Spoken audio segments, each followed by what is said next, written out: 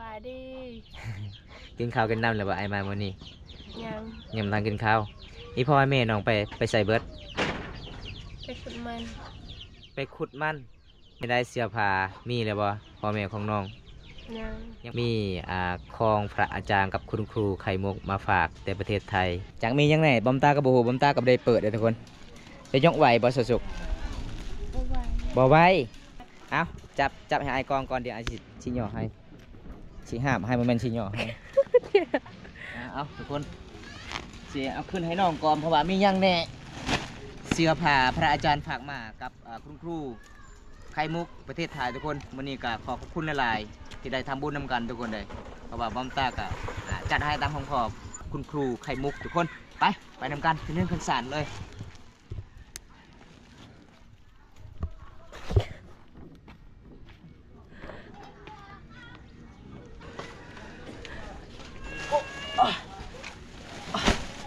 ใจบ่ดีใจ ดีใจเนาะ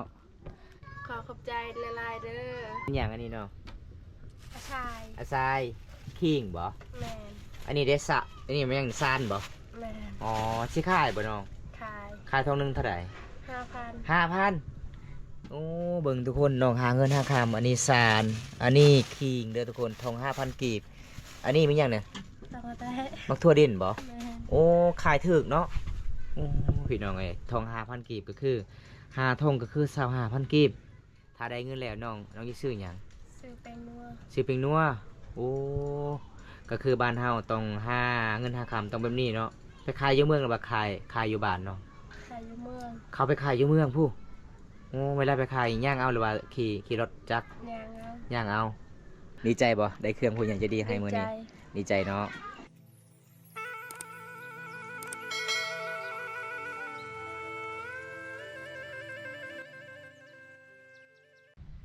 เอากับสบายดีทุกคนสบายดีบรรยากาศยามตอนเช้าๆทุกคนเลยมื้อนี้บัมตากะมีข่าวดีๆพี่น้อง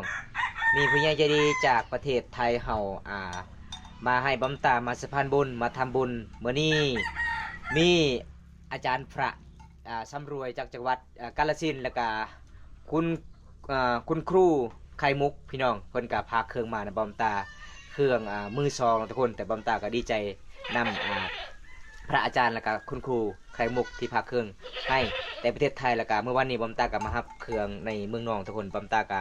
มาสาพานบุญให้มาทำบุญนำกันมาแจกเสื้อผ้าในเขตชนบทชนเผ่าบรูบ้านเฮาเพราะว่าหมู่บ้านเฮาก็คือไกลสิฮอดหน้าก็เลยพระอาจารย์กับคุณครูไข่มุกก็เลยเห็นคลิปบอมตาก็เลยเขาเจ้าการติดต่อทางบอมตาให้แจกเสื้อผ้าในเขตชนบทบ้านเฮาทุกคนมาทำบุญนำกันมื้อนี้บอมตาก็สิพา FC นะครับชมมีหยังแน่ใหญ่เพิ่นพากมาแล้วก็คุณครูพากมาไปพี่น้องอันนี้จะเป็นเพิ่นของบอมเป็นบานของบอมตาทุกคนเพราะว่าบอมตาก็บ่มีหยังหลายทุกคนเลยยังทุกอย่างคือกันทุกคนอันนี้เป็นเครื่องผู้ใหญ่ใจดีพากมาเด้อพี่น้องนี่เดี๋ยวบอมตาสิเพิ่นดอกก่อนเครื่องผู้ใหญ่ใจดีพากมากะประมาณ1 2 3 4 5 6 7กระสอบทุกคน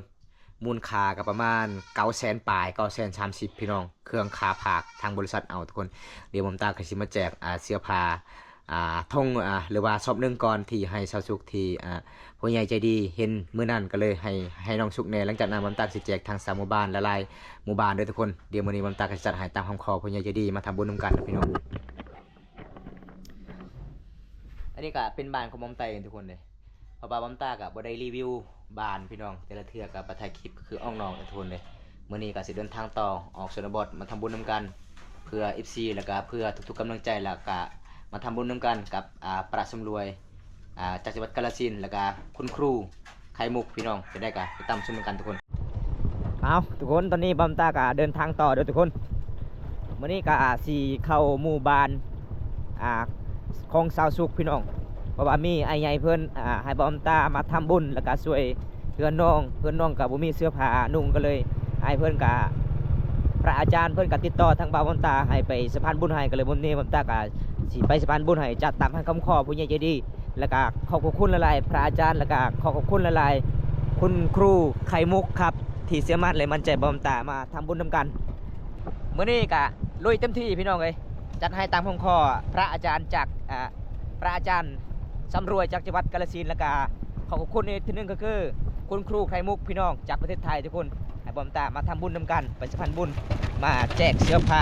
มาช่วยเหลือครอบครัวที่ยากจนในเขตชนบทพี่น้องเดี๋ยวบอมตากะจัดให้ตามคำขอเด้อทุกคน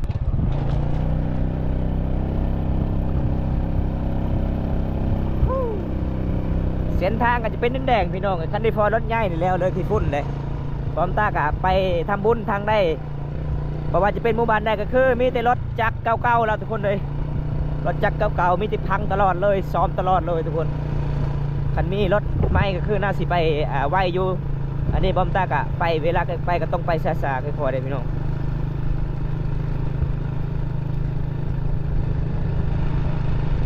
หมู่บ้านน้องยังไม่ทันได้หอดพาหมู่บ้านน้องกะโยกกับแคมเซ่แล้วน้องติดกับตีนภูเขาทุกคนหมู่บ้านที่บ่มีสัญญาณ5 จุดมีสัญญาณยากเลยมาเขตนี่สัญญาณโทรศัพท์ก็บ่มีเลยทุกคนเลย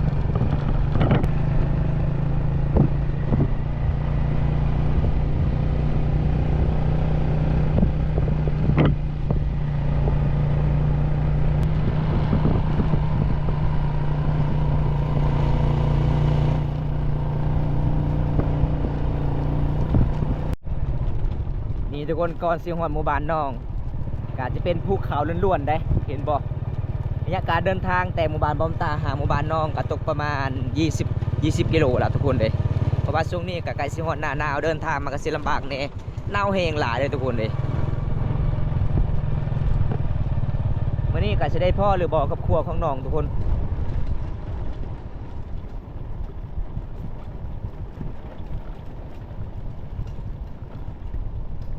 เอาอันนี้ก็คือเส้นทางไปแกงลีนเด้อทุกคนเขื่อนเซลน้องไปเส้นทางนี้อันนี้คือทางแหวกเข้าหมู่บ้านน้องกระเจ้ากำมาเปลี่ยนเขียนป้ายไว้พี่น้อง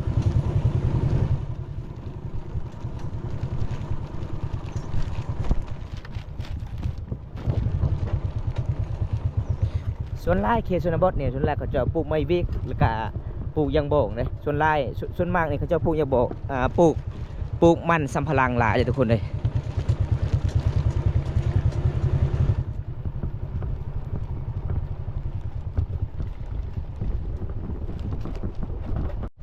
ตอนนี้บอมตากะสิเข้าหมู่บ้านน้องเลยเด้อทุกคนวันนี้บอมตากะดีใจหลายพี่น้องดีใจนำลายพระอาจารย์สำรวจจังหวัดกาฬสินธุ์แล้วก็เติมน้ำมันให้บอมตาไปสะพานบุญแล้วก็ได้แจกเสื้อผ้ามือซองทุกคนบอมตากับภูมิใจเลยพี่น้องสู้ๆครับสู้ทุกๆกำลังใจแล้วก็สู้เพื่อผู้ใหญ่ใจดีมาทำบุญร่วมกันฮักแพงกันพี่น้องเลยเงินคำซ้ำแก้วเฮาบ่มีเฮากับมีน้ำจิตน้ำใจเฮาต้องไปต้องลุยนี่เข้าหมู่บ้านน้องเลยเด้อจะได้พอหรือบ่น้อง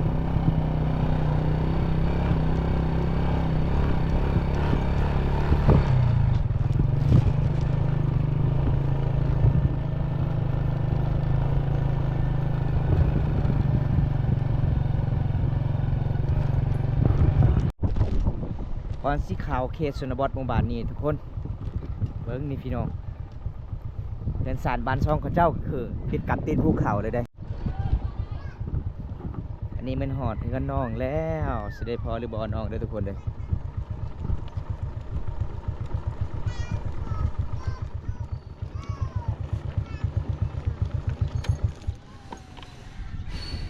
เอาทุกคนวันนี้บอมตากะเดินทางฮอดหมู่บ้านเลยทุกคนหลังจากที่บอมตามาสะพานบุญมาให้ครอบครัวสาวสุขแล้วก็บอมตากะสิมาแจกในสามหมู่บ้านเพราะว่ามื้อนี้บอมตากะเดินทางกับบ่ได้ถือลายกระสอบได้เพราะว่ามีพระอาจารย์กับครูคุณครูไข่มุกผากมาก็คือมี7กระสอบหลายๆเลยทุกคนเพราะว่าบอมตากะสิมาแจกหลายๆหมู่บ้านแน่บอมตากะมาทำบุญเพื่อทุกๆกำลังใจแล้วก็เพื่อผู้ใหญ่ใจดีเนี่ยได้บุญนำกันทุกคนเลยมื้อนี้ก็บอมตากะมาฮอดหมู่บ้านคือพอหรือบ่น้องเอาจะได้กลับไปติดตามชมกันแล้วพี่น้องเอาอะไรอยากขึ้นศาลน้องก่อนทุกคน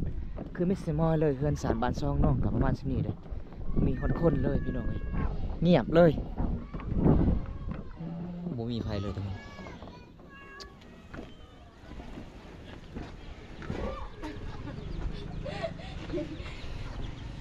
ผู้สาวว่านี่บ่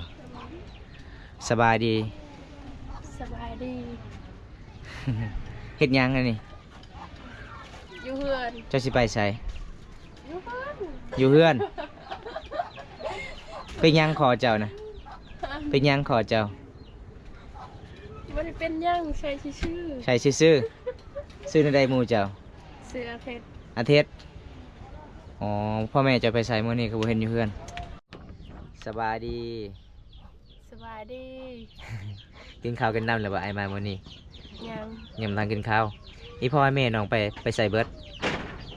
ไปขุดมัน ไปขุดมันอยู่ป่าโอ้ไปขุดมันบ่แม่นไปถอนมันบ่ ไปถอนมันมีเจ้าผู้เดียวอยู่เฮือน เจ้าเผาเฮือนบ่ โดย ยังก็เจ้าลักเงิน บ่มีเงิน บ่มีเงินอ๋อเป็นยังไงเสื้อผ้ามีเลยบ่พ่อแม่ของน้อง ยัง ยังบ่มีบ่อ๋อทุกคนเลยวันนี้บอมตากับมีหยังลามาเยี่ยมยามเจ้าเด้อมีของพระอาจารย์กับคุณครูไข่มุกมาฝากแต่ประเทศไทยเพราะว่าบอมตากับบ่ได้เปิดจักมีหยังแน่บอมตากับบ่ฮู้อยู่ในกระสอบ แต่พระอาจารย์ก็เห็นคลิปบอมตาถ่ายมื้อนั้นเฮือนสารบ้านซองเจ้ายังบ่มีเนาะเสื้อผ้ามือสองเด้อน้องเด้อสิเอาบ่ เอา ถือว่าบ่เอาเดี๋ยวค่อยก็สิแจกสามหมู่บ้าน เอาทุกคนจำได้ก็ให้ชาวซุกกะสิเอาเครื่องคองขึ้นเฮือนขึ้นศาลเอาตอนนี้ก็ให้น้องมารับเครื่องเลยทุกคนเลยจักมีหยังไงบอมตากับบ่ฮู้บอมตากับได้เปิดเลยทุกคนจะยกไหวบ่สุก บ่ไหว บ่ไหวบ่ไหวบ่เอาก็ได้เนาะ นักบ่นักบ่น้อง นัก เอาจับให้ไอ้กองก่อนเดี๋ยวไอ้สิย่อให้สิห้ามให้มันแม่นสิย่อให้ เอาทุกคนเสียเอาขึ้นให้น้องก่อนเพราะว่ามีหยังแน่เสื้อผ้าพระอาจารย์ฝากมากับคุณครู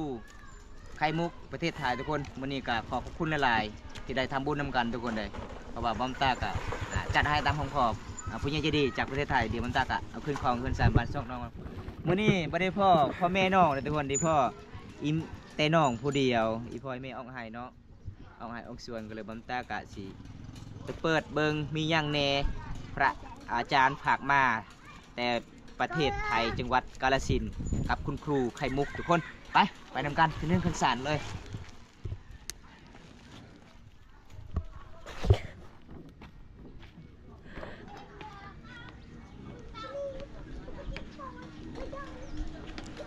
ฉันเลยได้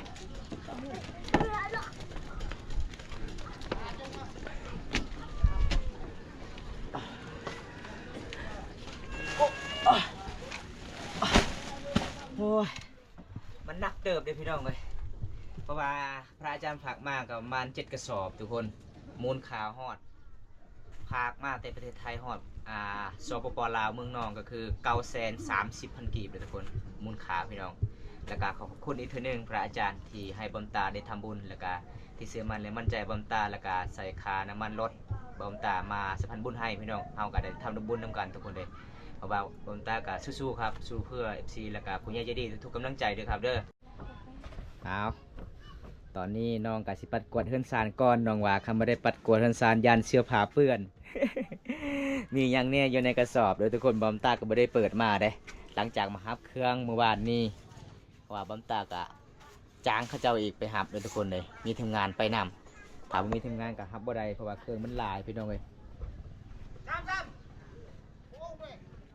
แกละเบิ้งหนองมีหยังแน่อยู่ในนี่หรือว่ามีงูบ่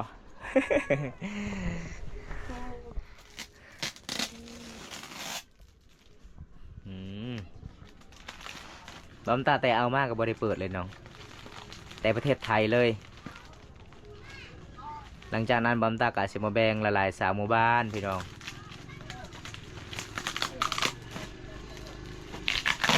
นี่พระอาจารย์มาว่ามีเสื้อกันหนาวจักกระสอบไปไหนบอมตากระพูแล้วก็มีเสื้อผ้าเด็กน้อยแน่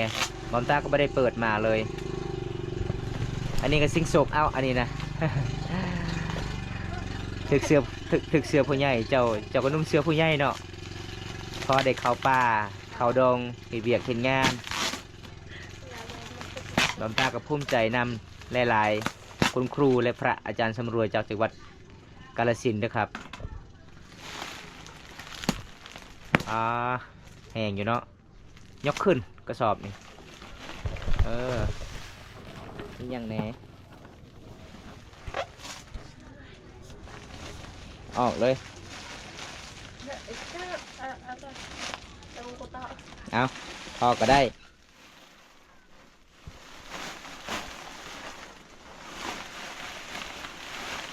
อะไรตอนนี้ก็ใส่ หลายอยู่เนาะอันนี้มันย่างอันเนี้ยมีที่ส่งบ่ถือบ่มีที่ส่งเนาะ แม่ อันนี้เด้เสื้อผ้า เสื้อ เสื้อผ้าโอ้มันก็ลายเติบเลยทุกคนเอาโอ้นักเติบเลยพี่น้องเสื้อผ้าแล้วก็ส่งนี่อีพ่อไปใส่มื้อนี่ มีส่วน อยู่ส่วนเบิดมีที่เจ้าอยู่คนเดียวอยู่เฮือนเนาะ แม่ เป็นยังไงสาวสุขดีใจบ่ ดีใจ ดีใจเนาะคันน้องนุ่งมาได้ก็คือให้พ่อเนาะแล้วก็อ้ายนุ่ง แม่ แล้วก็ให้พี่น้องเนาะมาแบ่งให้พี่น้องในอยเด้อ ดีใจจักเปอร์เซ็นต์ 100% 100%เอาขอขอบใจพระอาจารย์สำรวยจากจังหวัดกาฬสินธุ์และก็คุณครูไข่มุกขอขอบใจนี่เด้อ ขอบใจเด้อที่ให้ เอาขอขอบใจผู้ใหญ่ใจดีนี่เด้อน้อง ขอขอบใจหลายๆเด้อ ผู้ใหญ่ใจดี ผู้ใหญ่ใจดี จากประเทศไทย ขอให้อยู่ดีมีแห้ง ขอให้เถิด เอาตอนนี้ก็ได้เครื่องเลยเนาะมาหอดจดเทิงแล้วเด้อทุกคนเพราะว่าบัมตากะเอามาเมื่อนี้ได้สอบหนึ่งแล้วพี่น้องเพราะว่าบัมตากะแก้บ่ได้เพราะว่าบัมตาคันมาลายคือให้สาวสุขแล้วก็บัมตามาแจกเสื้อผ้าในสามหมู่บ้านอีกมื้อหน้าบัมตากะสิมาแจกต่ออันนี้ก็คือมอบในเฮือนของน้องก่อนทุกคนเลยเป็นยังไงดีใจเนาะ ดีใจ ขอขอบใจผู้ใหญ่ใจดีด้วยน้องเด้อ ขอขอบใจหลายๆเด้อผู้ใหญ่ใจดีจากประเทศไทย ที่ให้ ที่ให้ เครื่อง เครื่อง มื้อนี้ มือนี้ น้องสุขได้แล้ว น้องสุกได้แล้ว หลังจากนั้นน้องสุขก็มาแบ่ง หลังจากน้องสุกกับมาแบง พี่น้องแน่ พี่น้องแน่ ขอขอบคุณละลายพระอาจารย์ ขอขอบคุณหลายๆพระอาจารย์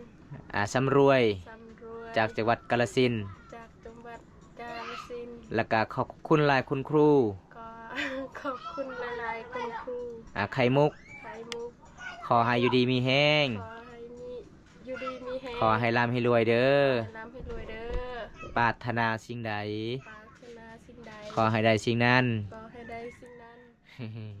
เจ้าว่าบ่เป็นหรือเปล่า บ่เป็น ดีใจเนาะ ดีใจ ก็คือน้องก็ทายพลอยแม่มาแต่ให้ที่ชวนจึงแกะเนาะ แม่ เพราะว่าน้องก็บ่ได้แกะทุกคนบัมตาก็บ่ได้แกะคือกันได้ก็คือให้น้องเป็นสอบหนึ่งเลยทุกคน มีเครื่องของหลากหลายเลยเมื่อนี้กับบัมตากะดีใจน้ำน้องลายและกาขอบคุณอีกเทื่อหนึงพระอาจารย์สำรวยจากจังหวัดกาฬสินธุ์และกาคุณครูไข่มุกจากประเทศไทยก็ขอให้อยู่ดีมีแห้งขอให้ร่ำให้รวยแต่นี้ต่อไปขอให้ได้เงินกลับคืนร้อยเท่าพันเท่า ขอให้อายุมันคนยืนเนาะเอาตอนนี้น้องเอาไว้เลยน้องน้องบ่มีอาหารกินเลยทุกคนเลย อยู่ผู้เดียว ถือว่า เอาไว้เลยไว้อยิ่ใส ก็ยัง เอาทุกคนเบิ้งเพื่อน3 บ้าน2น้องบ่มีหยัง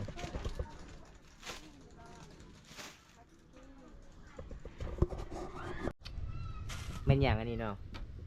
กระชาย อาทรายขิงบ่ แมน อันนี้เดสะอันนี้แม่นหยังซานบ่ แมน อ๋อสิขายบ่น้อง ขาย ขายทองหนึงเท่าไหร่ 5,000 5,000โอ้เบิ่งทุกคนน้องหาเงินหาคำอันนี้ซานอันนี้ขิงเด้อทุกคนทอง 5,000 กีบอันนี้แม่นหยังเนี่ย ต้องมาแต่ มักทั่วดินบ่ แมน โอ้ขายถึกเนาะโอ้พี่น้องเอ้ยทอง5,000 กีบก็คือ5ทองก็คือ25,000 กีบถ้าได้เงินแล้วน้องสิซื้อหยัง ซื้อแป้งนัว ซื้อเป็งนัวโอ้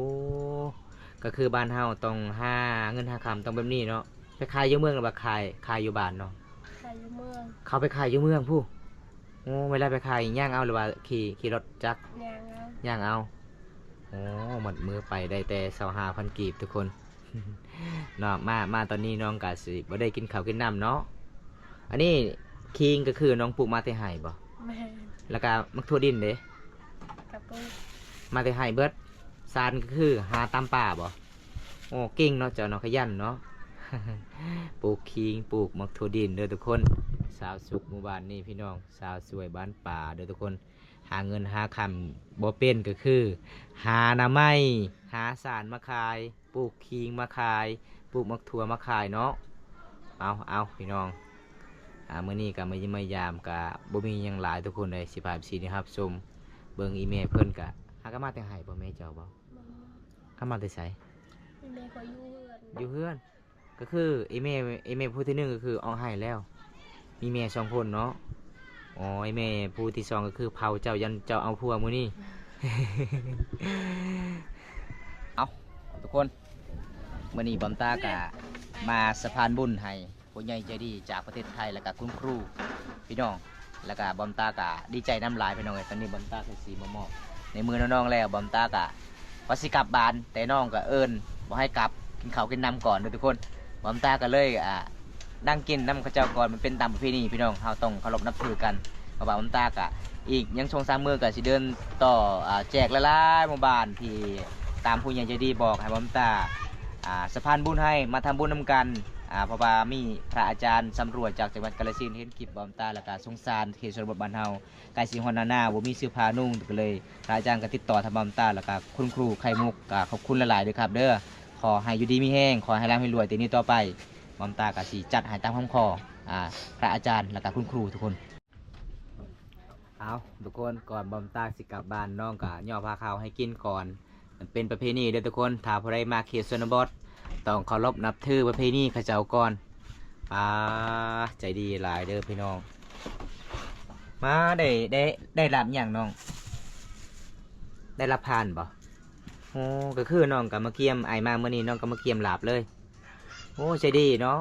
แสดงว่าไอพ่อของน้องนี่หาอยู่หากินนี่ตั้งเก่งอยู่ที่มากเลยเนาะไปสุดก่อนคือได้ป้ามาสุดนี้ได้กินผ่านโอ้เก่งเอาเอิญFCกินข้าวกินน้ำเด้อแล้วกับผู้ใหญ่ใจดีกินข้าวนำกันเด้อภาษามังกรเด้ว่าจังใดน้องจะรอยเด้อจะรอยลึงเด้อจะรอยลึงก็คือกินข้าวนำกันเนาะเอามาพระอาจารย์สำรวจแล้วก็คุณครูไข่มุกแล้วก็ทุกๆกำลังใจในประเทศลาวและประเทศไทยในประเทศต่างประเทศเด้อ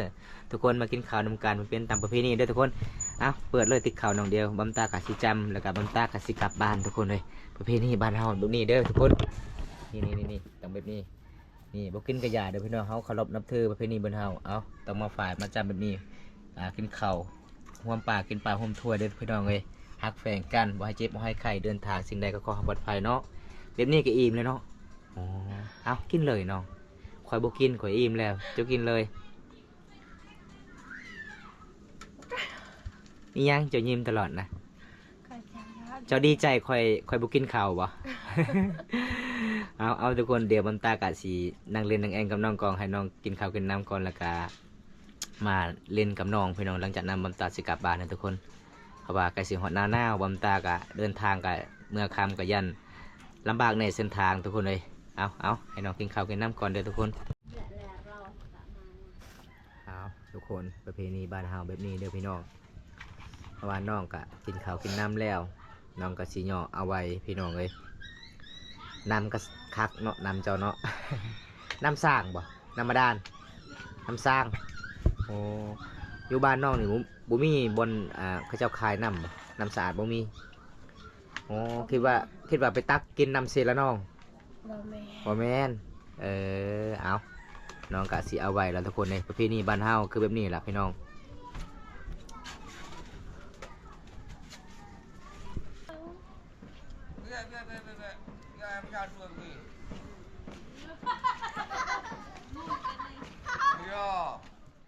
เป็นจะได้ยิ้มลำบากกินข้าวตอนนี้น้องสิไปใส่ต่ออยู่เฮือนบ่ก็คือน้องไปส่งไอกลับบ้าน ดีใจบ่ได้เครื่องผู้ใหญ่ใจดีให้มื้อนี้ดีใจเนาะมื้อนี้บ่มีหยังหลายเดี๋ยวไอมาเยี่ยมมายามเจ้าเด้อเพราะว่าไอก็จัดให้ตามคำขอผู้ใหญ่ใจดีจากฝั่งไทยที่เชื่อมั่นและมั่นใจบอมตามาสะพานบุญให้เพราะว่าบอมตาก็จัดให้ตามคำขอคุณครูแล้วก็พระอาจารย์สำรวยจากจังหวัดกาฬสินธุ์จะได้ไอกะมาเยี่ยมมายามกันใหม่เนาะคลิปนี้บุมีหยังหลายทุกคนถ้าว่าได้รับชมคลิปนี้แล้วก็ฝากกดไลค์กดแชร์กดติดตามฝากเป็นกำลังใจให้บอมตาให้คลิปตอนต่อไปคลิปหน้าพบกันใหม่ขอกล่าวคำว่าสบายดีบ๊ายบาย